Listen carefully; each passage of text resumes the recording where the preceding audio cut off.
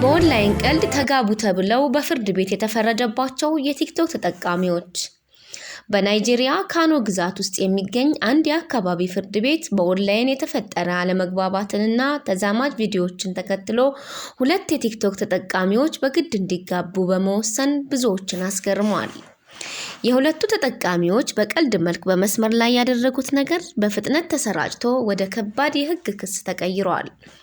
ፍርድ ቤቱ በዚህ ጉዳይ ላይ የሰጠው ትዕዛዝ ሁለት ታዋቂዎችን በግል ምርጫቸው ሳይሆን በግዴታ እንዲጋቡ ያደረገ የመጀመሪያው አይነት ውሳኔ ሆኗል።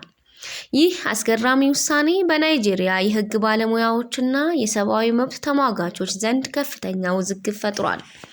ብዙዎች ውሳኔው የግለሰብን የመምረጥ ነፃነትና መብት የሚጥስ እንዲሁም ከሀገሪቱ ሕገ መንግስት ጋር የሚጋጭ እንደሆነ እየገለጹ ነው። ታሪኩ በማህበራዊ ሚዲያ ላይ ትልቅ ትኩረት እያገኘ ሲሆን ባለስልጣናትም ውሳኔውን እንደገና እየገመገሙት እንደሆነ ተነግሯል።